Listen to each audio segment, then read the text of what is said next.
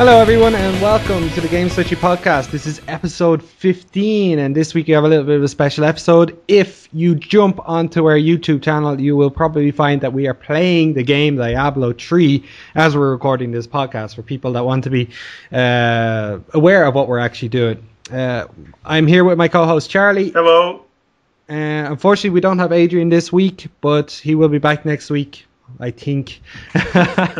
From there on, this week we're going to be primarily reviewing Diablo 3. That's what we're playing it in the background. We will try our best to keep the podcast as separate as well. So while we're doing discussions, we'll minimize what we can on the game. You might hear the odd, oh, move here, let's go here, or something like that during the podcast. But here's an item for you, yeah.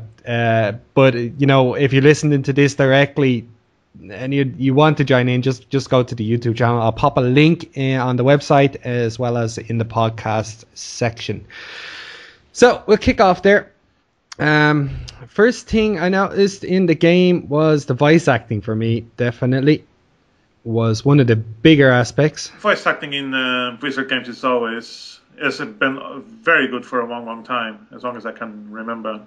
Yeah, I think immediately when I started, I first started playing as the barbarian, and for me it sounded like the character Troll. I can't confirm this. I actually can't confirm it, but it just sounds like him. I'm like, is that Troll speaking? Because it sounds like the same voice actor, and it wouldn't surprise me being a Blizzard game, bringing some familiar voice, which is a great idea. So this game is primarily all about loot. We must get the loot. Exactly. The loot is good. I like loot. And graphically, really impressive. Yeah, I mean, you don't need a supercomputer to play it either. I'm running this on my 4-year-old laptop on medium settings, and I have a nice frame rate at all. It's looking pretty good. Well, I'm actually running it on Ultra at the moment. Of course you are. And I'm recording it at that. And I have to say it looks pretty smooth. Now, it's a little bit more animated than I thought it might be. I thought there might be a bit more. Look really good, yeah.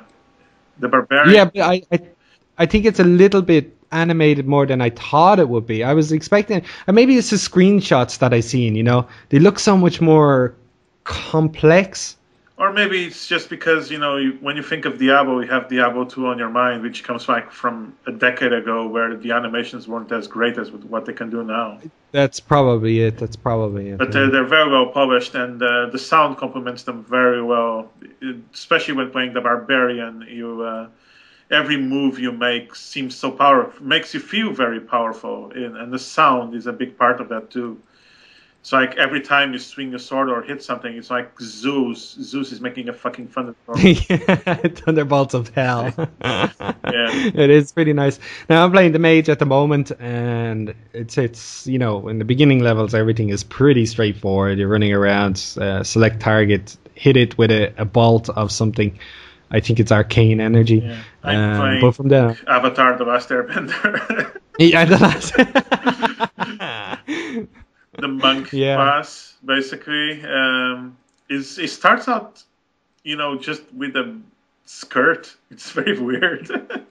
Come here, just a quick curiosity, can you does the loot work this way, that you're seeing loot that I'm seeing, or are we getting it's separate from my experience of right, so because there was a nice shiny item there I was looking at. I was wondering why you didn't pick it up. I don't think I see your roots. I think it's good because it's great idea. Yeah. It's always complicated when you play this kind of games and you think like, oh, maybe I shouldn't pick this, maybe I'm being too greedy, and this but it actually sticks to your character, so whenever you're playing the single player mode, then immediately you have all of the people share their loot anyway. If they find something that's most people anyway, there's going to be dicks.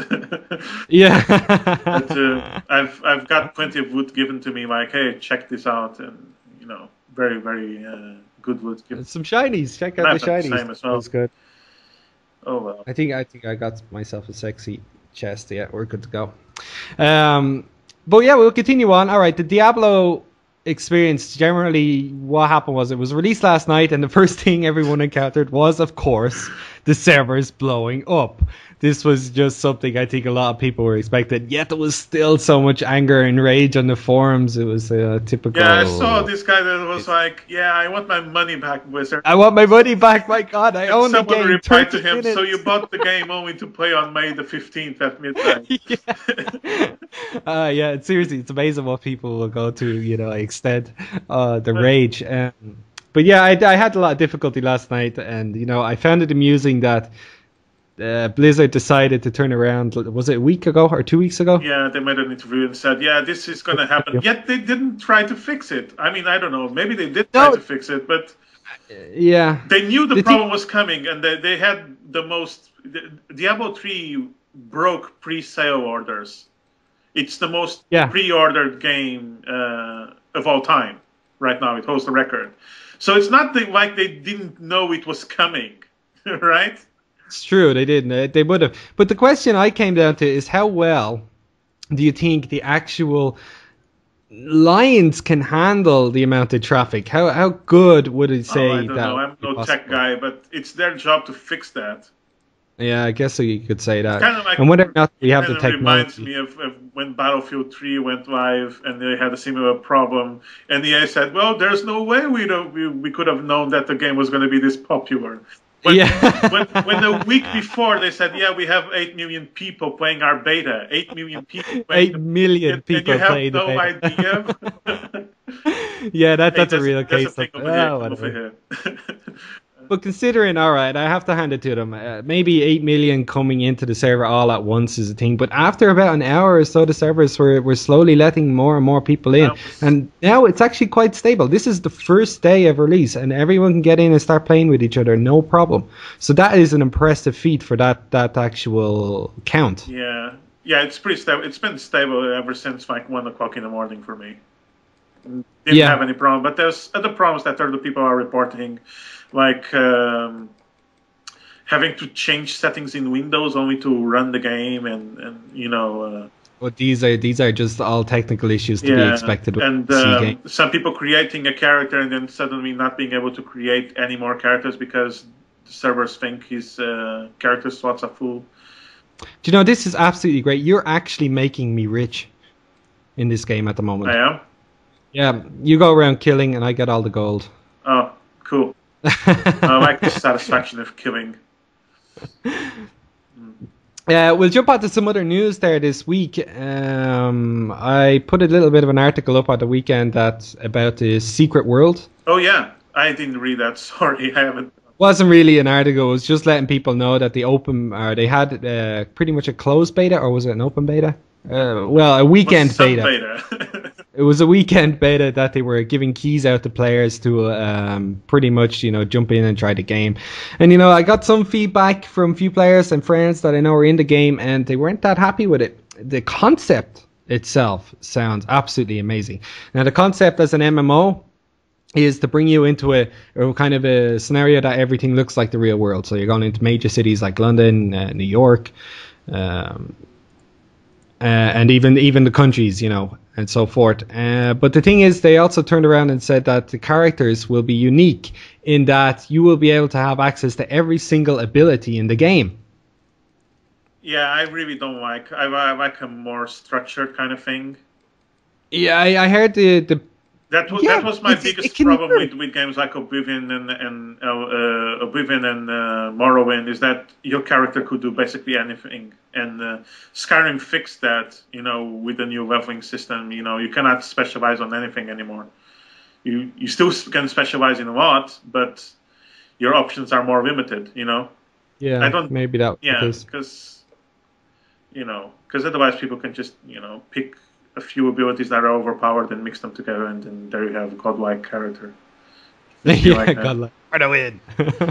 Are you gonna follow me, or are you just? Yeah, no. I'm sorting out my skills here, so have some patience, my good man. Have some patience. Oh yeah, I have skills too. Let me see. Yeah, you probably did the same. I have armor. Whatever. And I got this bow, and I don't know how to use it. Well, you point it and shoot. I have lasers. Oh my god, I have lasers. Yeah, I know. I was playing with a wizard before, and it's just... Bzzz. Anyway, How about this real money auction house thing? How well? I haven't seen it yet. This is one of the things I would like to get into, but I haven't actually come across the auction house. The actual design idea is terrible. It is? Well, You think so? but I'm not sure. I'm 50-50 on it. The thing is, all right, there's going to be gold sellers. Yeah, exactly. That's that's what I think as well.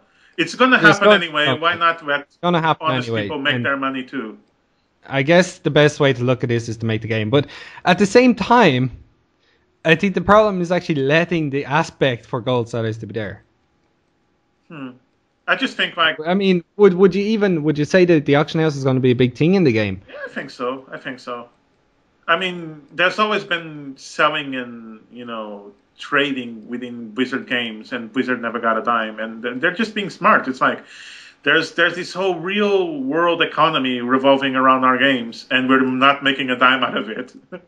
Yeah. This way, we're making a dime out of it. It's even more brilliant than fucking day one DLC, to be honest. Yeah, it's fair enough. You can expect EA and Activision if this does well for them to do something similar. Like they will go out of their way to make an RPG just to have a similar thing. To make more money. Money, yeah, I suppose it all comes down to that. But that's what I'm saying. If the option is there, people are gonna, bash it. And I think the fact that, there's a whole economy system and stuff, I guess if you had to look at it that way, it probably is best that they're doing it themselves rather than just letting the gold sellers. Yeah, but their gold sellers going to do it anyway. They're going to do it as well. Now their job is actually legit. Yeah. Where do we need to go? I think we need to go down to this cave.